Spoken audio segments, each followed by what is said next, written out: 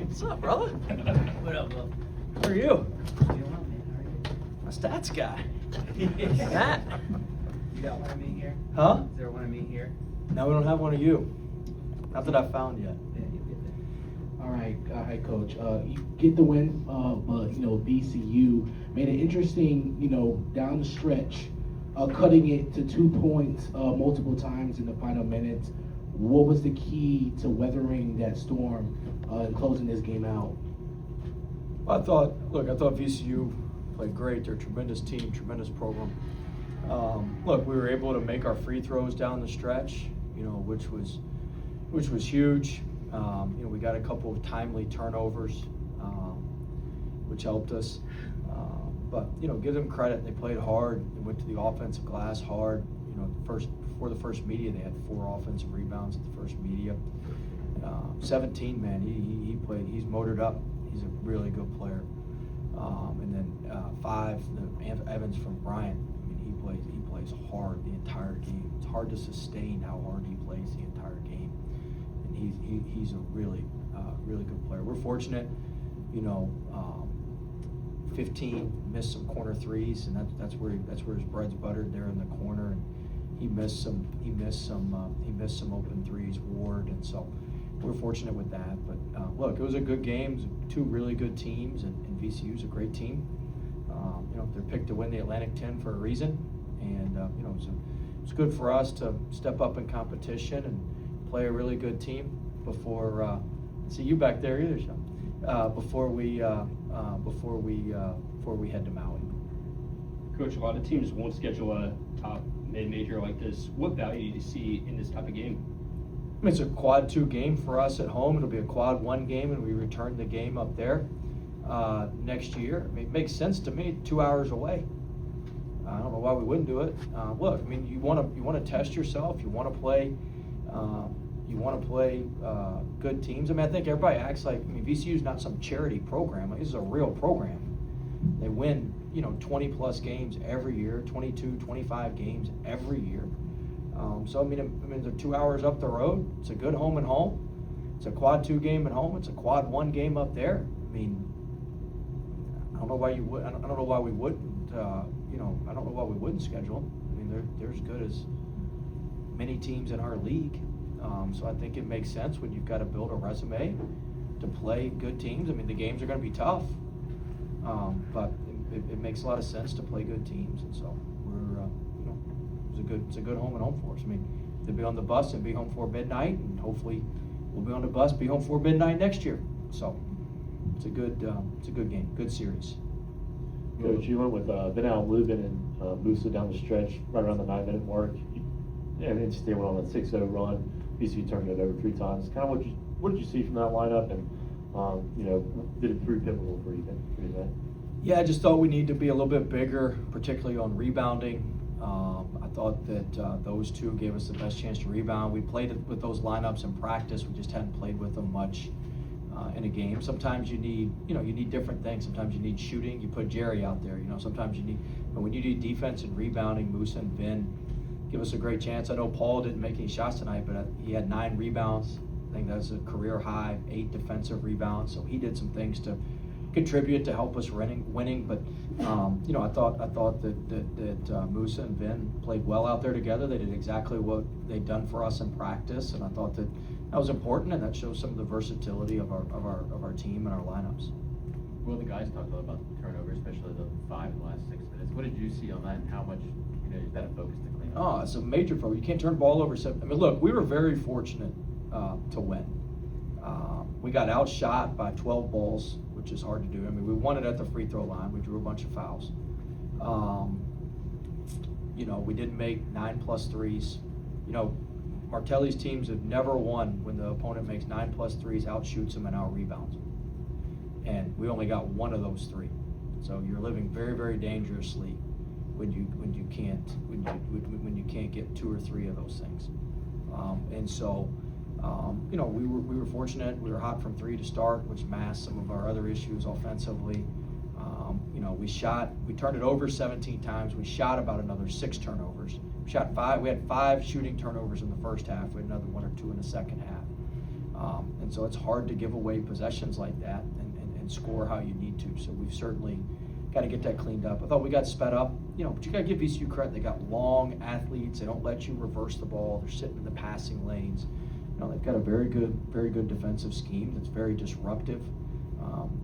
Teams turn it over 22% of the time against them. We probably hit that number tonight. They got a good group. Back here, Coach. Good to see you. Good to see you. You mentioned about the schedule. You still do the color for some of the games? Yeah. Okay. We'll do it Saturday. There we go. Coppin State. You touched on it briefly about the scheduling. Coach Martelli praised you for scheduling this home and home. Why was it important for you to have this in your first year here at NC State? I think it's important to play good teams. I think, I look at the scheduling from a numeric standpoint, and the numerics fit and they're close. So it makes a lot of sense.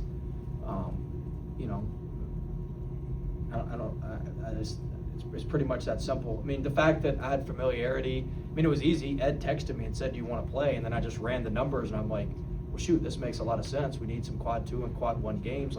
This makes a ton of sense. Let's play. It wasn't real hard, but anytime you can get on a bus and go play somewhere, it makes sense for a lot of people if it's two good programs. And so just made a lot of sense. The fact that I had a history of VCU or I had coached there or whatever, that was all part of it. That part of the relationship to get the game. But I will say this: we sent that contract, and Ed and Mac had that sucker back by. We sent it at noon. That sucker was back at 3 o'clock. I don't even know if they ran it through legal. I don't even know if they ran it through the GC's office at VCU. That thing was back. That was the quickest I've ever gotten a contract back when we sent that bad boy out. But it was it's just a good game, good programs, and teams are going to win a lot, and teams that help in the metrics. We help them in the metrics tonight, and they're going to help us in the metrics moving forward. It's a win-win. You alluded to the defensive rebounding. They only had 3 offensive rebounds in the second half, and then Terrence Hill. Well, they didn't miss a lot of shots either in the second half. And Terrence Hill didn't score as much in the second half. Was that a kind of a halftime adjustment? Well, yeah. Terrence hit 3 threes. He's a great shooter. He hit 3 threes in the first half. We lost him a few times. The defensive rebounding, we had 4.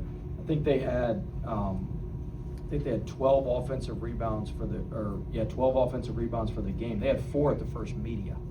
Before the first, the first 4 minutes, 5 minutes of the game, they had 4 of those. So we did a better job of that, and that was a huge point of emphasis coming in. Look, we're not the biggest team. We got great guards, we got good bigs, but we're not huge. So we have to rebound as a team. And one thing that's unique about VCU that stresses your rebounding is most teams send 3 to the glass. VCU sends 4 to the glass. So if you can get, in theory, we can rebound 3 on 2 against most teams. Here we can rebound 5 on 3 against most teams. Here it's 5 on 4. So there's an extra body you've got to check, and it's a 6'6" athletic body most of the time, just with who they have. So it puts a lot of stress on your defensive rebounding, just because of their personnel. Looking ahead, what do you take away from a game like this as you move forward to the Maui Invitational? Yeah, we're just going to continue to step up in competition. This was just the first step. Then we got a big game with Seton Hall to open in Maui next Monday, week from tonight. So it's a natural, it's a natural progression. We scheduled Central, and then we scheduled UAB, who's traditionally been really good. They just beat High Point. Then we scheduled Greensboro. Then we scheduled VCU. So we're trying to progress. We're trying to progress up, and I think this was a good test. And we got a lot of stuff we got to learn from it. We got to value the ball more. There's a lot of lessons that we're going to learn from this that you can't learn until you play a great team, and that things are moving at a fast pace. And so we'll break down the film and get better from this the next couple of days. I promise I won't always ask you about officiating, but it's 5 technicals now in 4 games. What is your concern level? 0. That this seems to be a pattern. 0.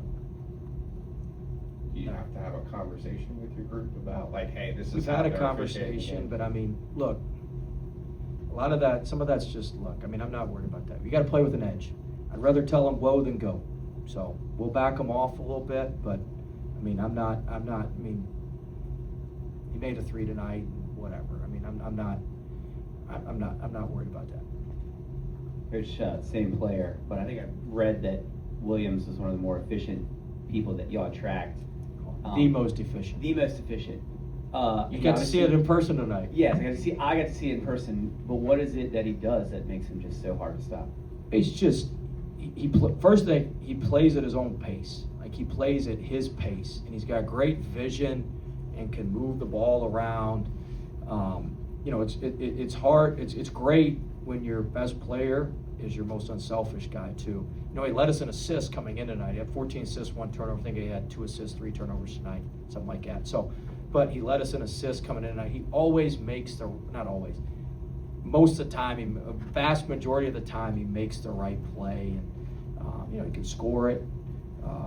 You know, he's just efficient. And you know, we went in the first half when VCU went on the run. We went about 3 minutes and couldn't get him a shot, and then we got him in the post. We got him in the back down on the 41 pistol, and you know, he hit the fadeaway, and then he got the and one. Like, we were able to get him back going, but we can't go that long without him. He didn't even touch the ball during that span. Like, he's got to touch the ball, because good things happen for NC State when he's touching the ball, whether it's for him or for somebody else. This was the first time that this group has really been tested. They have a lot of experience from different places.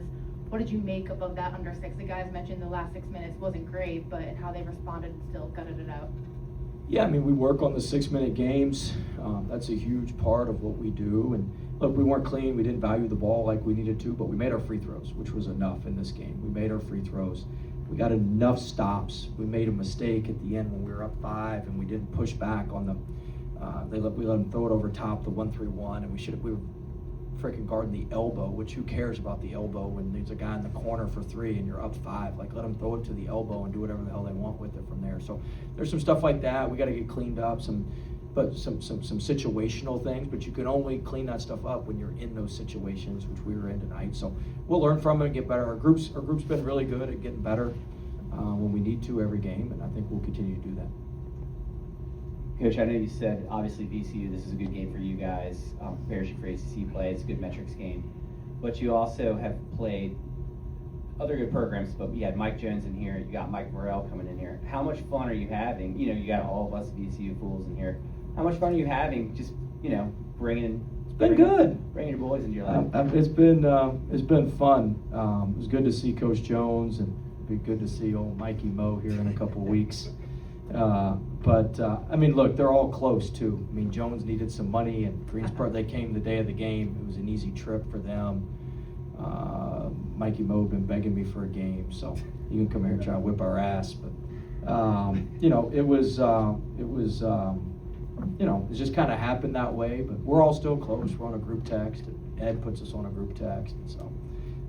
But yeah, it's kind of a cool deal. We're all so close to each other. You know, Richmond's up there, Greensboro's an hour, Asheville's a little bit further, so just kind of works out. Go ahead. Trey's shot making has kind of been impressive through these first 4 games. Is that something that you guys kind of saw when you were recruiting him, or just has developed over the course of his time here? I'm sorry, who? Trey, yeah. Trey's been really, really good. I've been very pleased with him. You know, he shot it well his sophomore year. We were banking. He didn't shoot it well his junior year. We were banking on the fact we could get him back to how he shot it his sophomore year, which so far that's checking out. You know, we got to cut down on some of the turnovers. We got to cut down on some of the, you know, some of the silliness on some things. But he's getting more and more professional. He's getting more and more business-like, and I think that he's going to continue to grow throughout the season. And so I've been very pleased. Coach, Lubin, a lot of questions about his role coming into this season, but it seems to be like he establishes himself more and more each game, not just as a rebounder, but as a scorer. Can you touch on that? Yeah, he had 11 points, 9 rebounds tonight. I believe he had 5 offensive rebounds. Did a great job keeping balls alive. You know, he's somebody a fortunate part the last couple of games is he's picked up a foul before the first media. He did it against Greensboro. He did it again tonight. And that makes him a little bit timid. He's not used to playing for a coach that'll play a guy with 2 fouls in the first half. We're going to make the officials foul us out. We ain't going to foul our players out, sitting them on the bench. And so he you know, it's made him a little bit more timid, and that really shows up on the defensive end because he's our paint protector. Not necessarily blocking shots at the rim, as a hell of a block Musa had tonight, but not necessarily blocking shots at the rim, but meeting people at the red zone, keeping people out of the red zone, keeping people out of the paint. And so he's gonna, you know, if we can get him off to where he doesn't foul as much, he's gonna be in there even longer, and he's gonna be even more effective, and he's gonna be better. But really proud of him, and he's really picking it up. He hit the 3 tonight, which was great. You know, I know some people were oohing and ahhing or gasping, but that hitch is a lot better than what it was. It's still got a hitch in it, but it had a major hitch in it before. And so our staff's done a good job with him, and I think he's going to continue to progress and continue to get better. Very proud of him. All right, thanks. Thank you, Coach. Thanks, Keith.